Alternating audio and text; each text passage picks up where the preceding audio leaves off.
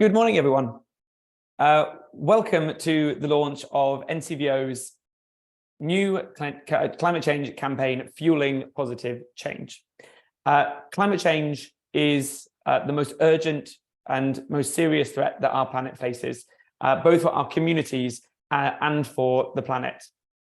Throughout our history, NCVO has always played a role at looking at the problems faced by society and has sought out a voluntary sector response.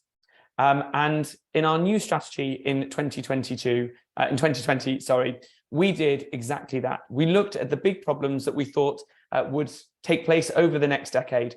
And we wanted our new strategy to focus in on those big challenges that we knew the sector would face and to seek out a solution where charities could lead the way for communities and, of course, the planet. And throughout our history, that might have focused at different times on different things, whether that was pensioner poverty after the Second World War, social connections, or youth opportunities. And in response, NCVO helped found some of the big organisations in response to that. Age UK, the Youth Hostel Association, and building village halls across the country. And so we knew that when we looked at the big challenge of climate change in 2020, that this threat was going to need an enormous response. And as charities and social movements, we have achieved so much when it comes to action on climate change. It is because of charities and social movements that the UN has agreed some of the biggest and most comprehensive global deals to take action on climate change as a planet. We are responding in the UK, but also around the world in response to the kind of rising natural and emergency disasters. And we're on the front line in preparing countries and communities for adaptation as climate change, the impacts of climate change kind of progress. And it is in the values of our sector, fairness, equity, justice, that will all be threatened if we fail to act. And so today, in launching Fueling Positive Change, we're calling on charities to join our campaign to do more by moving our money away from fossil fuels. My name is Alex. I am Director of Influencing and Engagement at NCVO, and I'm enormously proud to be chairing the launch of today's campaign and to introduce this campaign to you all and to the voluntary sector. In the next hour, there is a few things that we are going to do. So first of all, we're going to talk about the campaign and explain a little bit more about what the campaign is, why we've launched it, and what we're hoping it achieves. We have two fantastic speakers who I will introduce in a moment, but we're going to hear their reactions to the campaign for them to talk from different perspectives about the power of investments and of money and the importance of collective action, both in terms of its power, but also as an act of kind of solidarity as we take action on climate change. And then finally, we will have an opportunity to hear your questions and your reflections and to offer some space for you to ask the team, me, Murin, Tom and Annika, our panelists, questions and offer your thoughts as well. So some housekeeping, however, before we get started. So you will have noticed probably at the start of this meeting that there was it kind of said that we are recording. We are recording today's session because we are in webinar mode. No one's video or kind of sound will be captured in that recording. But just to know that it is being recorded and we will share this kind of on YouTube and then in other communications beyond today so that many people can watch back at today's session if they were unable to make it today.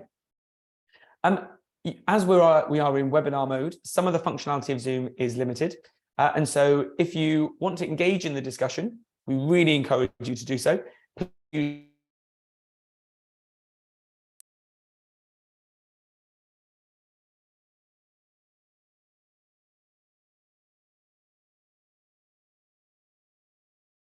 tell us what your functionality that is on your menu bar. Typically, the menu bar is found at the bottom of the screen. So where it might say mute, video, and then chat, there should be a thing that says Q&A with two speech bubbles. If you click that button, you'll be able to kind of submit a question to us, which we will then use as part of the Q&A discussion later in the session. Please do try to avoid using the chat box to put questions, just because we might lose them. in amongst all the other bits of discussion that might be going on alongside the discussion. You will also see that closed captions have been enabled. So this is kind of subtitles. So you can turn these on and off by clicking the CC icon in the toolbar, again, normally at the bottom of your screen. We will be sharing today's PowerPoint afterwards. In fact, it might even be, thanks to my brilliant colleagues, in the chat box already. If it is not, we'll be sending it out after today as well. And so if that is useful to see the slides on a separate screen, please do that as well. If not, you can follow on the session as well. That leaves us just to begin today's session. Actually, just for me to explain what we're going to do in this next hour. So we've got a bit of a welcome at this point, which is by me. And then we're going to start by showing the launch of our campaign film, which is very exciting, which is already up. You might have seen it already on our socials and on the website, but hopefully many of you seeing it for the first time in today's session. I'm then going to hand over to Muireann Montague, who is our Senior Campaigns Officer at NCVO, who is the kind of spearhead of this whole campaign to talk us through the nuts and bolts of the campaign that we are launching. We then have two speakers, Anna Kadiva, who leads Money Movers, and Tom Baker, who is Director of Politics, Participation and Campaigns at Save the Children, both of whom are going to speak about the campaign from their perspective and why they want you to get involved. We'll then have some Q&A, and finally, just before we finish, we'll talk about what happens next after today and where can you find out some more information. Before then, we are going to see the launch of the campaign film. And it's a really exciting moment, and let's take a look.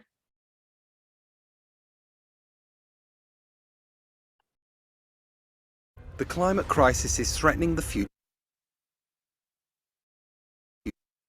of our planet. It's already having a negative impact on the quality of our lives. In the last year alone, we've seen deadly floods, devastating air pollution from forest fires, extreme heat, and it's only going to get worse. And the biggest cause of it all?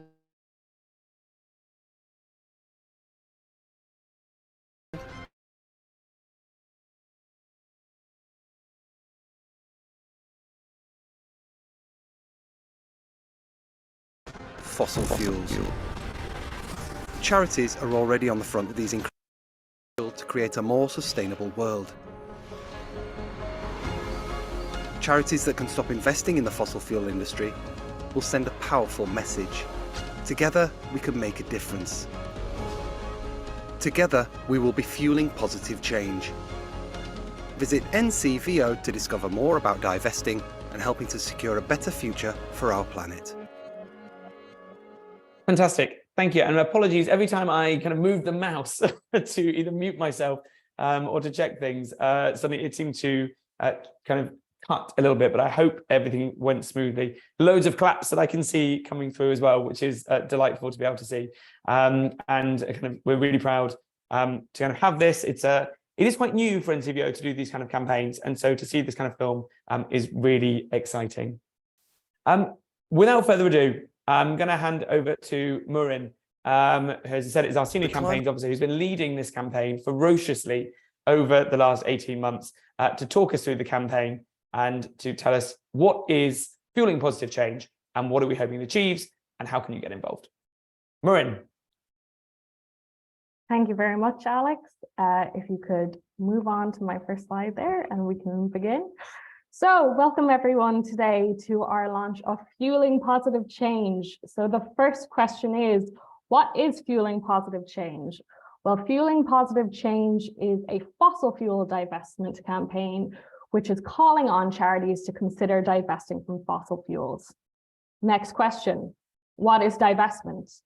Well, divestment is simply the opposite of investment. It means disposing of stocks, bonds, or investments for financial, ethical, or other reasons. And more specifically, fossil fuel divestment is when an organization or an individual moves their money away from businesses involved in the extraction, production, transportation, refining, and marketing of fossil fuels. And by fossil fuels, we're including coal, tar sands, oil and gas. Next slide there, Alex. Why are we running this campaign? Well, first of all, it's twofold. So the first thing is climate change. The science is clear. Climate change is an urgent and serious threat to us. And we all know that charities work to make the world a better place. That's why we're here. That's why we do the day-to-day. That's why we do the long hours. But the climate crisis is threatening our future and putting all of that work at risk. From the widening social inequalities that will be created and worsened by the crisis, which will make it harder to achieve our charitable purpose, as well as those risks to our day-to-day operations. So having to amend our plans in response to this growing crisis. We've seen already the impact that these crises can have. If we look at the pandemic and we looked at the cost of living crisis, how we had to quickly respond, change our plans, move our strategies, change our budgets, and it's only going to increase. This is only going to get worse if we allow climate change to continue. Then there's also the element of the risks associated with fossil fuel investments. So there's the potential financial risks of fossil fuel investments losing their money as the public shift towards renewable energy and governments start to enact tougher legislations on fossil fuels. And then there's the reputational risk as well. So we know climate change is an ever-growing concern amongst the public. And then there's that risk that they start to ask questions of charities that they're looking to donate to. Where is your money going? What are you doing on the environment? What are you supporting? Next slide. The other thing we need to think about is the role that charities then play in tackling climate change. As Alex has already alluded to, charities play a leading role in tackling this crisis. We've already helped to secure international agreements. We've been campaigning for decades on environmental protection, and day in, day out, we are supporting our communities displaced by natural disasters. But we can do more. Fossil fuels are the largest contributor to climate change. In fact, they account for over 75% of global greenhouse emissions and nearly 90% of all carbon dioxide emissions. And through our investments, we can use the combined power of these investments to make a difference. Next slide. Okay, well, how do we make that difference? How does divestment help? Divestment offers practical actions with environmental impact. Divestment aims to weaken the financial and political influence of the fossil fuel industry, which keeps holding back this necessary and vital action on climate change. Every time an organization publicly divests from fossil fuel businesses, we help to weaken their social license, which is the public view that this area is socially acceptable. We help to weaken the fossil fuel industry's ability to operate. We help to apply greater pressure on decision makers to make these necessary future law changes and policy changes. And we all move one step closer to securing a brighter, more sustainable future for our communities. I think it's also really important to note that actually within the UK, divestment commitments have already been made across multiple sectors. I'm sure many of you have seen that last week, the Church of England decided to divest its 10.3 billion endowment fund and a 3.2 billion pension fund. They did this after years of engagement with fossil fuel companies, deciding that, well, no matter how much we tried and engage with them, not only are they not acting on climate change, but they're going back against their commitments on climate change. And they said enough is enough, we're taking our money out. Over 100 UK universities have also pledged to divest from fossil fuels, and some universities are even going further than that, now not allowing fossil fuel industries to appear at employment fairs. We've had 5 local councils commit to fully divesting their pension funds from fossil fuels. And we have several charities who are already working in the sphere and divesting from fossil fuels. And we'll touch a little bit more on that in a minute. The divestment movement has also received support from many high-level figures, such as Cristina Figueres, who was the former executive secretary of the United Nations Framework Convention on Climate Change, and one of the lead negotiators in the Paris Climate Agreement, which we all know has been crucial in the fight for climate change. And the Nobel Prize winner, Archbishop Desmond Tutu, has repeatedly spoken out in favor of divestment and the collective movement and the power that it can make. Next slide there, Alex. So what exactly are we asking charities to do? Okay, we know what divestment is, we understand how it can help. What are we looking for charities to do here? Well, we're encouraging charities to consider divesting from fossil fuels. There are many different approaches to divestment, and also we all know not all charities are the same, but we're asking charities to commit to one of two options. The first being for charities who have investments in fossil fuels. We're asking charities who have investments in fossil fuels to divest from fossil fuels. So divest current investments within 3 to 5 years. Commit to no future investments in fossil fuels, and also consider reinvesting those investments positively to further your charitable purpose. Now, for charities who currently don't have investments in fossil fuels, or also just don't have investments, you can still get involved in this campaign. You are just as important in this campaign. We are asking you to commit not to invest in fossil fuels in the future. Now, regardless of which approach you take, a really important action is to share your decision. Maximize your impact by sharing with your donors, your supporters, the wider public, your decision to move away from fossil fuels and support a fossil-free, more sustainable future for our communities. Next slide there. I think the big question then is, why charities? How can charities make a difference?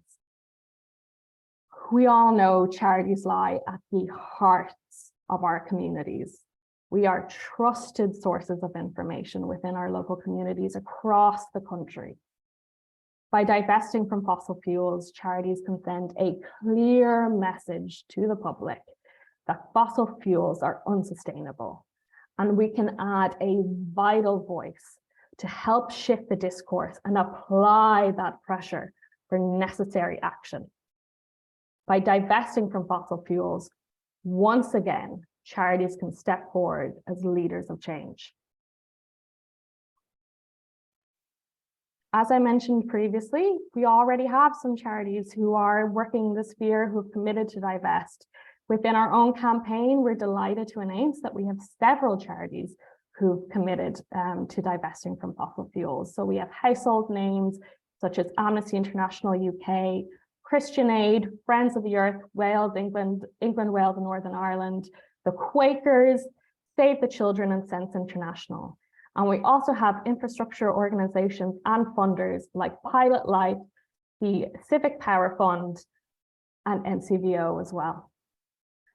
So as you begin this journey, an important question I think is, how will NCVO support you? Well, the first thing is we've got our brand spanking new, very exciting Fueling Positive Change campaign website. So you can find that on our website at ncvo.org.uk, Fueling Positive Change. And within there, you're going to find a plethora of information and resources, including reasons to consider divestment, charity investment guidance, that all important communications pack to share your decisions, and a lot more as well. We've even got some environmental and financial terms to help you break through those jargon walls. We've got some workshops lined up. So on the 12th of September, we have a workshop on how can we tackle the climate crisis. So looking at the role of charities in climate change. And then on the 19th of October, we have how to stop funding fossil fuels. And that's where we'll get into the nitty gritty of divestment, the decision making and the impact that it can make. You can also get in touch with the campaigns team. That is myself and my wonderful campaigns officer, Joe White. Contact us at campaigns@ncvo.org.uk. We will be very happy to answer your questions, talk you through any decision making that you may have, any queries like that, point you to the right resources, And any support we can offer on this journey, we're happy to do that. So that is a brief overview of our campaign. You can find out more at our website. And now I will pass back to my colleague, Alex. Marin, thank you so much for the very clear, very detailed explanation on the campaign. It's really exciting to see so many organizations having signed up ahead of the launch. And we're really excited about how many more we hope will join in the weeks and months ahead. We're now going to hear two reflections. We're going to start with Annika Diva, as I said, who leads Money Movers. And we've asked kind of speakers today in response to kind of tell us why this campaign matters and from their particular perspectives, what the campaign kind of means to them. So Annika, as I said, leads Money Movers, which is a movement of women taking climate action, particularly by moving their personal finances. So the power of money at a personal level. Obviously, today we're talking about organizational money, but ultimately, it's kind of the power of our money is huge, whether at an individual level or organizational. Annika is also Partnership Director at Huddlecraft, really exciting peer-powered approach to learning and change. And she previously gave a TED Talk at TEDx London Women on how women can save for the planet. Also worked at many organizations, Advocacy Academy, University of Birmingham, and is a founder of TEDx Brum in Birmingham as well.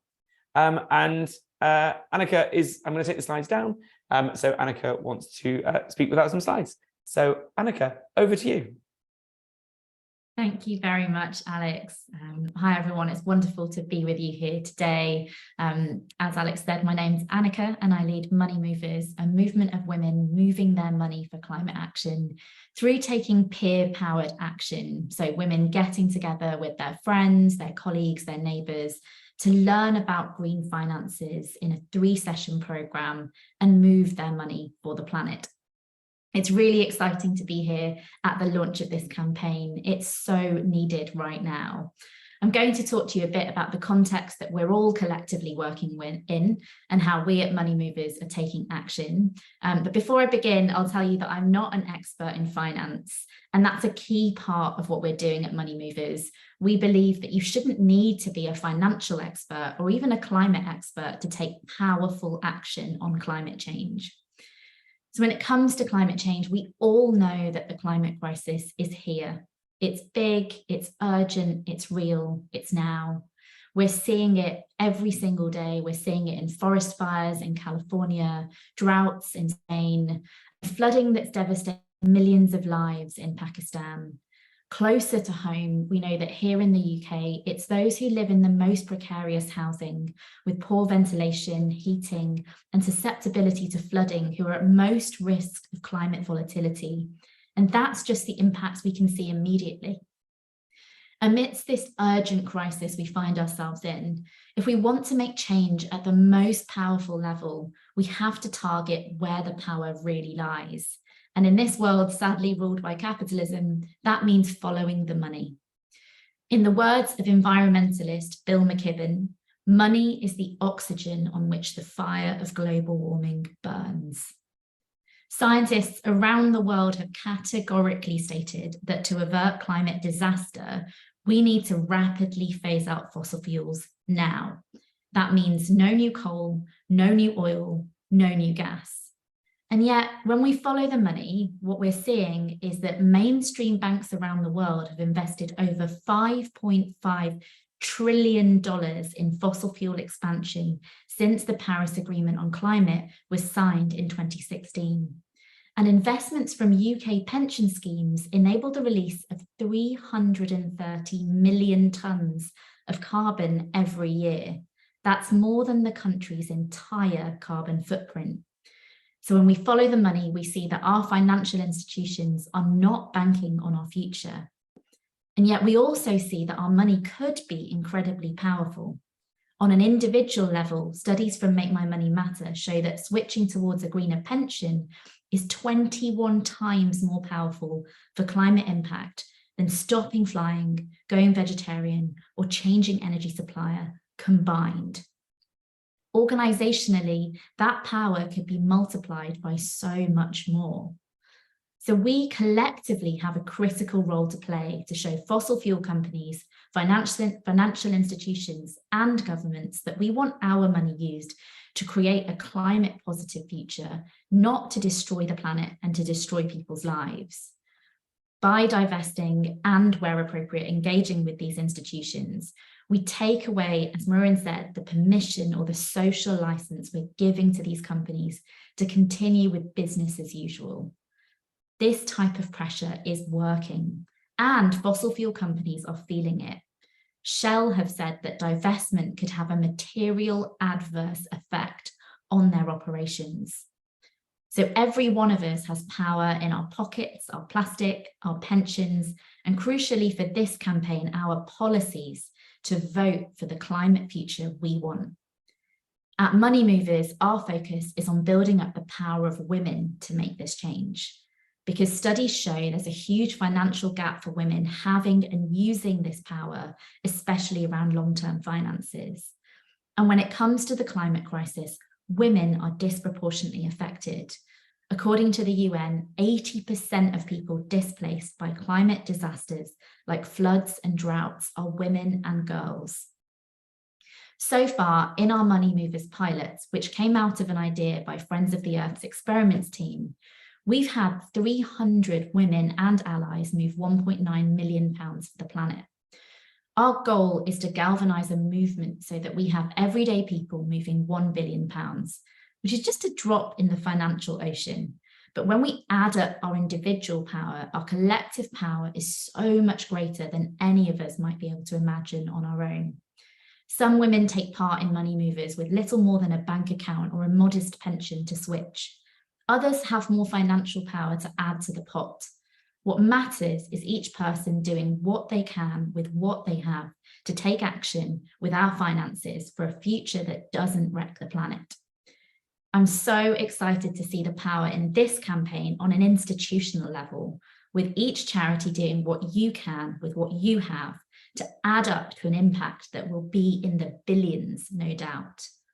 Through this collective pressure, with individuals, charities, and other institutions doing what they can, we can help to create cultural shifts and lasting systemic change.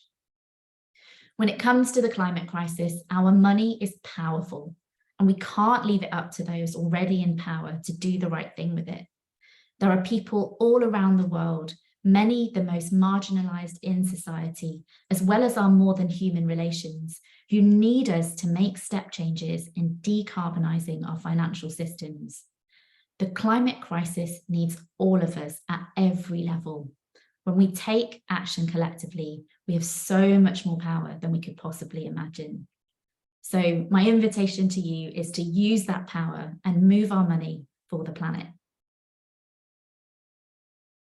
Annika, thank you so much. A really powerful kind of intervention there. I think my favorite quote of what you just said is every one of us has power, whether that is the kind of seemingly small, you said, kind of drop in the ocean amount of money in our own bank accounts, or the kind of organizational or kind of institutional national level.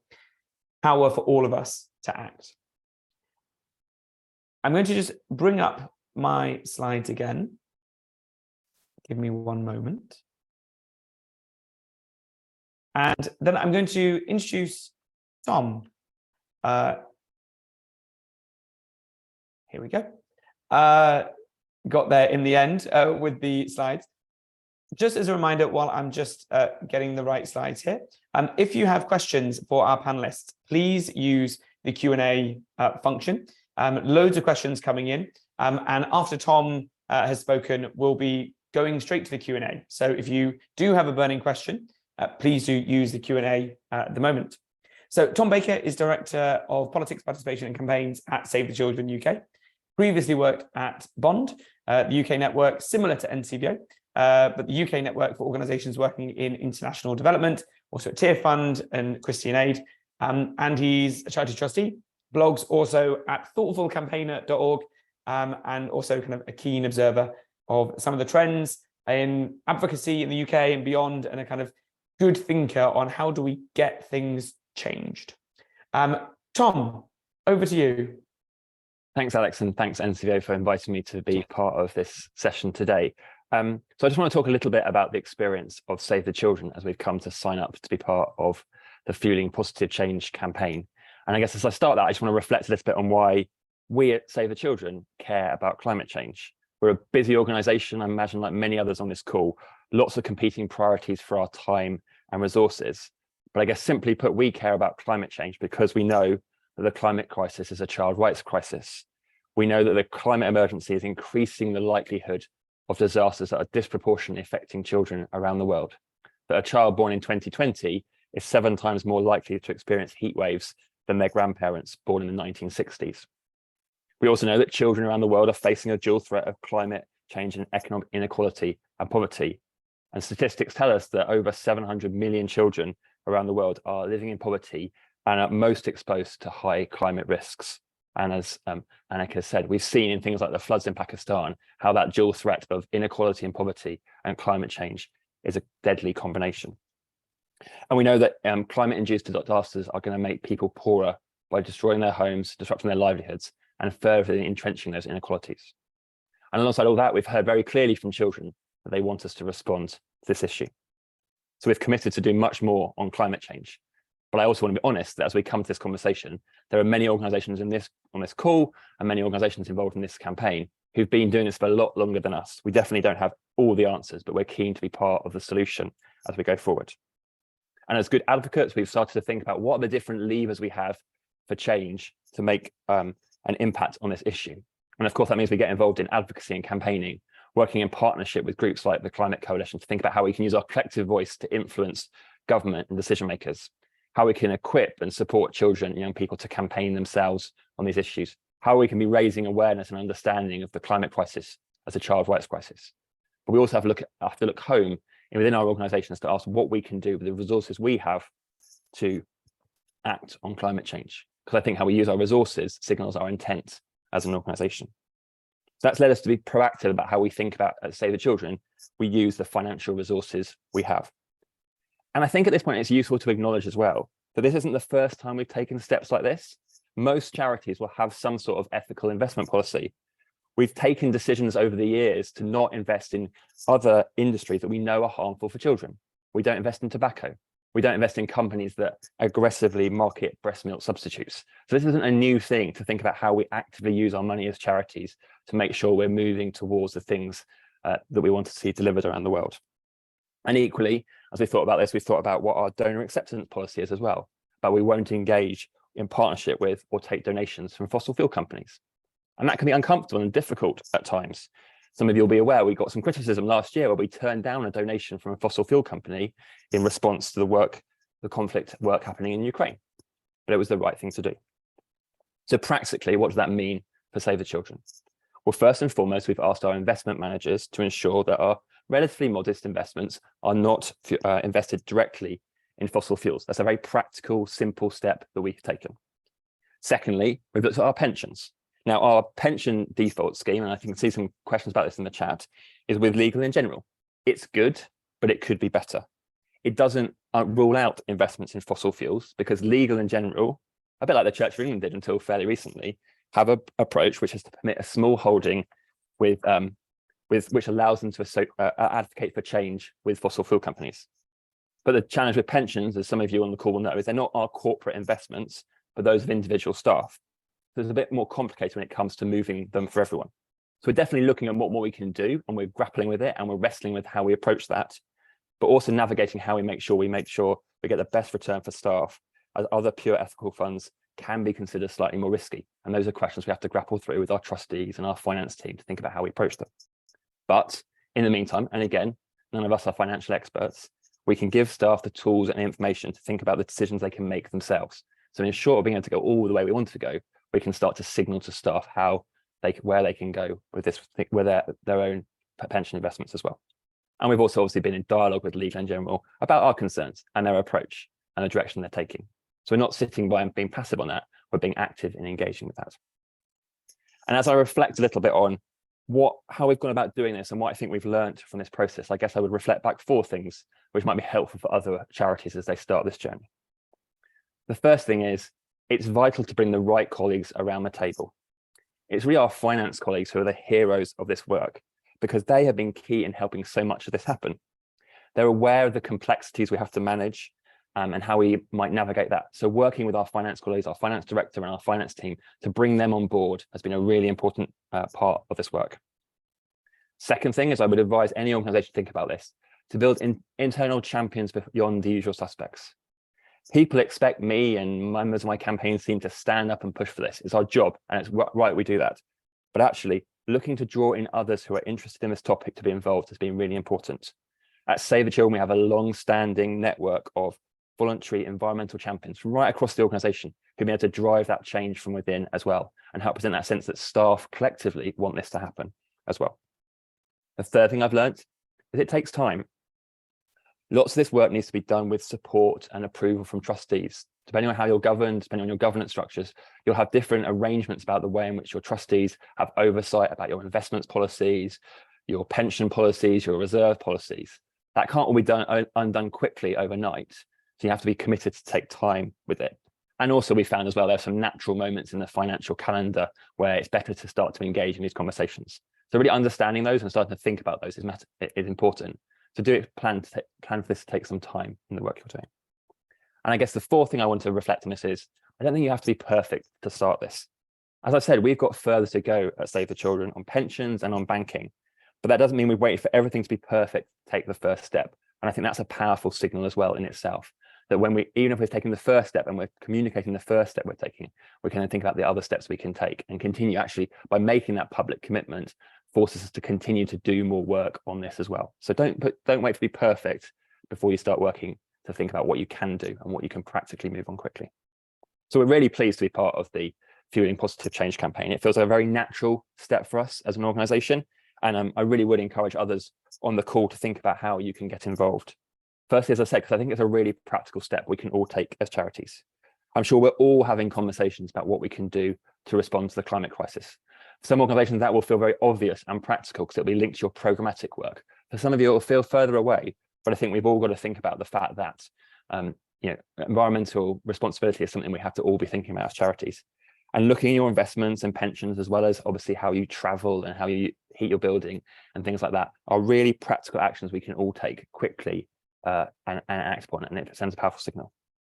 And I think the second thing which is great to get involved in this, because actually we shouldn't underestimate the power of collective action. We shouldn't underestimate our collective influence as a sector when we come together with one voice convened by an organised group like NCVO to do this. As charities, we represent an important part of our society, and collectively coming together sends a further signal about the importance of responding to this climate crisis. So I'd encourage everyone on the call to go away and think about how you can get involved, because I genuinely believe that the more charities that get involved in this, the more that helps to build that case for change and for support. I hope that's helpful, and look forward to the discussion. Enormously helpful. Thank you so much, Tom. And it's so powerful to hear you talk about not just kind of why this is so important, but also the how. How do you take organizations, particularly big organizations, hundreds of staff, on a journey as you have done? So thank you, Tom. And I think I'll probably come back to you as part of the Q&A to talk a little bit perhaps about some of that process and what you've also learned along that way. We have a fantastic spread of questions, so thank you very much for all of the engagement.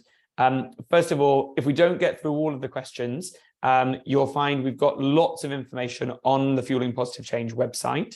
So some of the questions might well be listed on there as well. So do take a look at that as well. But we will, of course, use some of the questions that you have seen, that you've given us, to make sure that we update the content over the kind of coming months to make sure that it reflects the questions that people need answers to.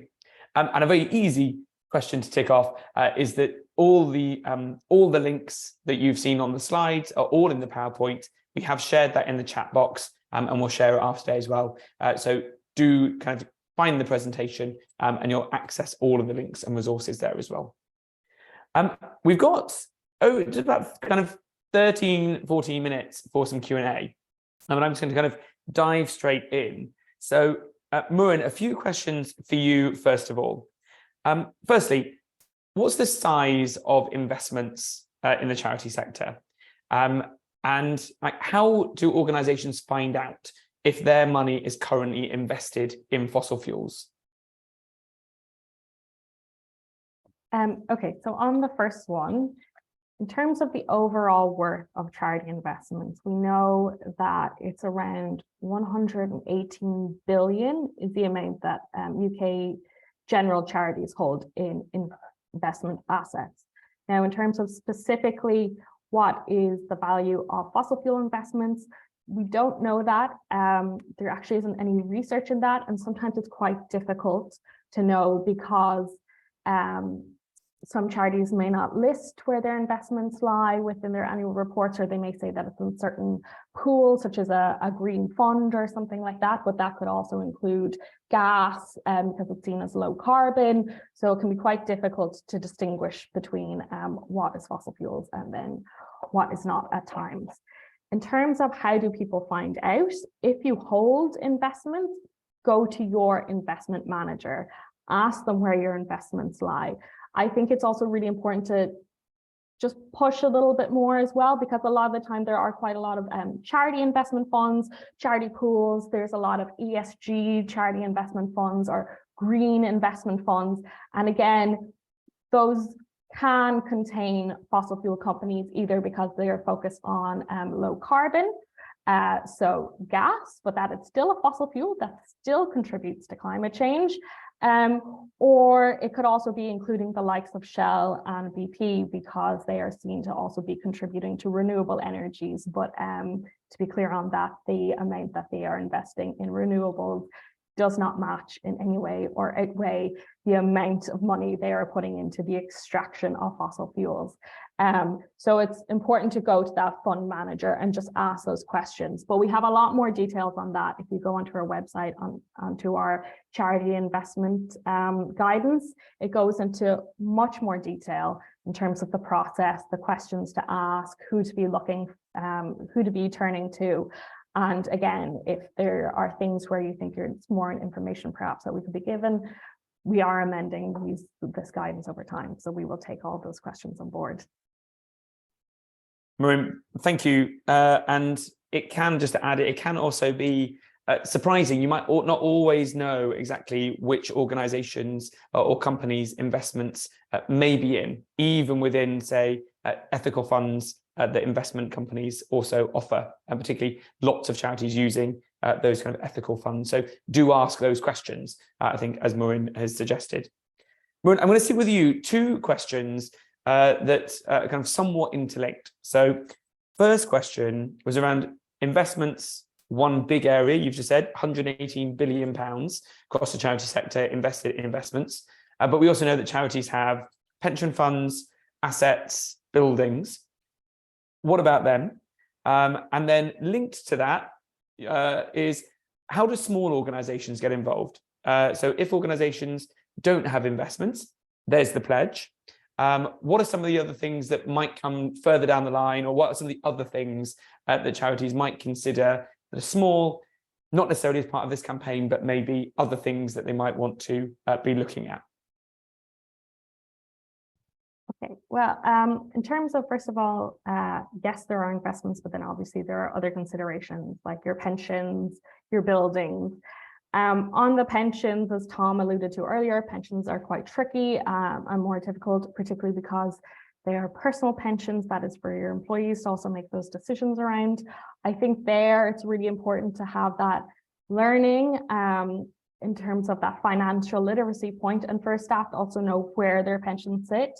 A lot of the time, I think we don't know what our pensions are being invested in. So to be sharing that information, to first of all be going to your pension provider, asking those questions, sharing that with your employees so they can make their own decisions. And I think as well, that's when the likes of money movers are so crucial, because it's about giving your employees that learning, that literacy, that confidence to make decisions about where their own personal finances are going. In terms of buildings and things like that, I know that a lot of charities, we're renting your spaces, and therefore it may be more difficult to be asking questions in terms of what are our energy suppliers, where is it coming from? A great resource to look for information on that is VONNE, V-O-N-N-E. They're an infrastructure body up in the Northeast, and they have a brilliant set of resources called Going Green Together. And it looks into a lot of those things in terms of energy sources, supply chains, recycling, what actions can you take? So I would really recommend looking at that guidance there. And I think, again, it's about asking those questions and doing what you can to, if you're the owner of your building, your landlord, like trying to encourage them where possible to make changes. Small organizations, for this campaign specifically, smaller organizations, VONNE for buildings, yeah. So the VONNE, they have Going Green Together. Yes, thank you for sharing it. They have lots of information in terms of environmental actions that people can be taking, those really practical actions. Small charities really are the heart of the charity sector in the UK and in our communities. They are what keep us going, and small charities are really crucial to this campaign. Even if you don't have investments, as Tom said, it's about that collective action. It's about mobilization. It's about shifting minds. It's about adding to a voice. It's about a movement. It's applying pressure. And small charities are the ones who are at the heart of communities, who have those connections to local people, who can really shift the conversation. So it's about signing up to the campaign, making commitment not to invest in the future, but sharing it, saying why, saying we cannot keep going as we're going, we've got to make a difference, and small charities will really be the driving force to this. So please don't think just because I don't have investments, I can't get involved. You are crucial to this. It's about spreading the word and using our power. Thanks so much, Maureen. Powerful kind of call to action there, particularly for kind of small organizations as well. Annika, I'm going to come to you. 2 questions in the chat. One was around kind of how is climate change widening social inequality, particularly in the UK? And then a second question from one of our kind of infrastructure colleague organizations, Liz at Equally Ours, talking about kind of the disproportionate impact, particularly as you talked about, Annika, on women, the effects of climate change. But also, this is about human rights, isn't it?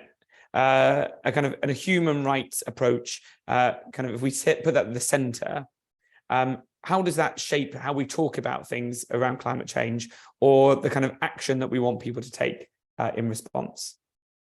Yeah, thanks, Alex. Yeah, I think in terms of that disproportionate impact on the most marginalised, I think we're already seeing it. So I talked in the talk about housing, but food prices, if crops are failing globally because of what we're doing around fossil fuel expansion, like that is directly affecting everyday people's lives. We're seeing our over-reliance on fossil fuels and the kind of energy companies being able to do what they want to our energy prices, with us completely reliant on this.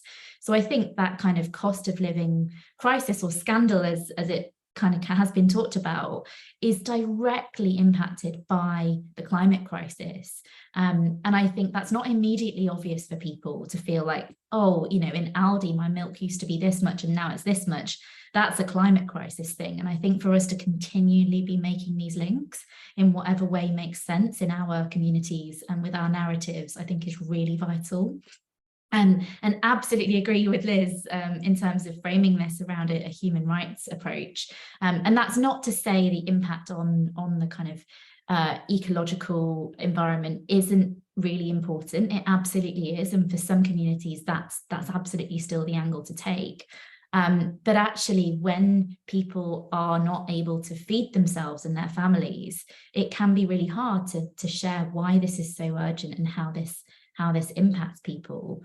And I think the framing and messaging that Liz suggested about the idea that action is doable and that it's possible to learn and contribute to solutions, that for me is everything. And so actually there are good news stories that we can and should be going out and telling. And I think this campaign is one of them, the good news story that, hey, charities across the country are committing to a climate positive future, and that by people supporting your charity or organization, they are doing that too.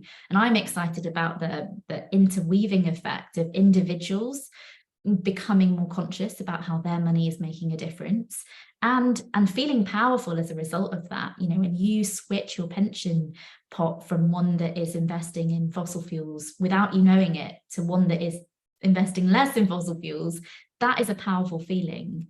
And then the impact on charities doing that, and kind of seeing more of your people in your communities calling for that, impacting your charities policies, I think there's a really exciting ripple effect there both ways.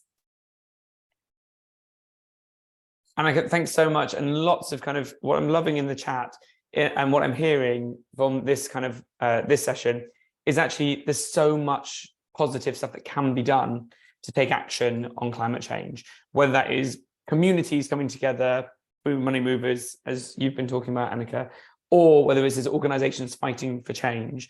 There really is so much power in us coming together and doing something. I think climate change can be one of those things where it feels sometimes overwhelming in terms of, gosh, it's such a big issue. Where could I possibly start? And how meaningful are going to be my changes anyway? What I'm hearing so powerfully from today is actually it can make such a big difference. Tom, final intervention from you, if I may. You've talked a lot about kind of taking organizations on a journey. What were some of the kind of key moments of decision for you as an organization to make this shift? And why was that an important thing for Save to do? Yeah, thank you. It's a great question. And I just want to echo that point that a few others have made about just that we shouldn't ever underestimate the power of collective action and solidarity. And I think that sense of actually when lots of charities come together, that signal that sends to those within our investment funds, within pension funds, within fossil fuel industry, like we should never underestimate the power of that. And I think that's why this is a really useful campaign as well, because again, when we come, if you perhaps feel a little bit, well, what can my charity do? We've only got a small, modest investment. Well, if lots of us come together with that, the impact that has, the size it has, is that sort of collective voice and things. And you know, I think the ripples that sends within those that we never understand. Like with all change making, we never quite understand what happens on the other side. But the ripples that sends within it, and the occasional signals you get back from talking with those on the other side about the impact it has, you hear about the impact. So I think just wanted to sort of really affirm that. I think in terms of the journey, I think it's been quite a kind of, I don't think there have been like really fixed decision points as such for us. It's just like it's a natural evolution. You know, as I said, we've always had an ethical investment policy as a charity. We've always said these are some things we're not going to invest in, and rightly, charities and our trustees and our finance team over time should review that, and we should check that the things we said we weren't going to invest in still take things. And so I think a lot of it has come through like that, just that regular, actually building it into our governance structures, building it into the rhythm of our organisation, building it into the rhythm of the way in which our audit and risk, our finance committee, our pensions and remuneration committee, they meet and they think about these things. And I guess that's a lot of where the process has come from. Actually, it's just come through working through that relatively systematically. And then I guess the second part of it is, it's the power of collective staff coming together to say these things matter. And I think that's where our environmental champions have been important. Some of these things on the table and saying, what more can we do as a charity around this? And obviously, there are always practical things we can do. There's others have shared about the heating of our building, the way we power our building. There's practical things we can do around our travel policy. This is another naturally practical thing. So I think it's a sort of combination of building into the rhythm of your governance structures and asking the question. I guess if you need to do that, it's talking to the right people who can insert it into the rhythm of your governance structures, your finance directors, your head of finance, who is responsible for putting together your kind of board, talking to your chair of the board, talking to trustees about it. And then demonstrating that there is both internal support for it, but also obviously for us as well, it's been recognizing as part of, if we want to be doing more we want to be more vocal about this publicly, we have to be able to be confidently getting our house in order as well. So again, it's a reputational thing as well for us. It's actually, if we want to pick up that challenge that children have given us about speaking out on climate, we have to be looking in on ourselves to say, what more can we be doing as well? So I think that's sort of it. It's an ongoing process rather than necessarily needs to be a hard intervention. No, brilliant. And actually a kind of perfect kind of segue into some of my kind of concluding reflections as well. So thank you. Just before that point, we are nearing the end of our session for today, but some things to talk through before we get to that point. First of all, what happens next? So from today, we first of all encourage you to go and learn more about the campaign, sign up at ncvo.org.uk/fueling positive change.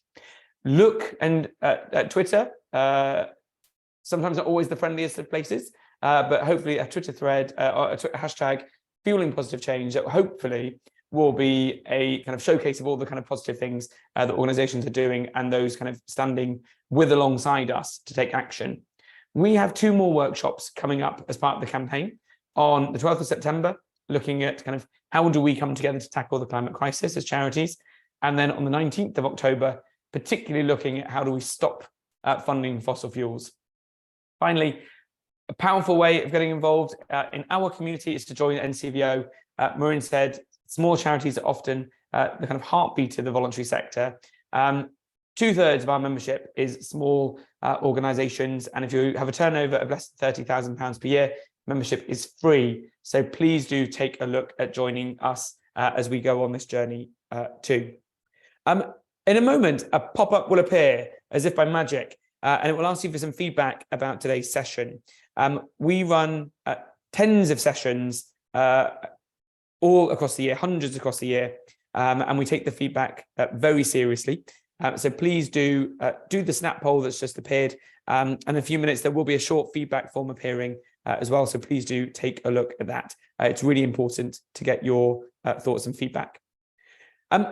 I want to say an enormous thank you to our kind of guest speakers, Annika and Tom, for kind of powerful, very different perspectives on the campaign, but about their organizations and what they can do. Particularly, I think what I heard so strongly is the power of us all to act, whether that's at the individual level or in our organizations.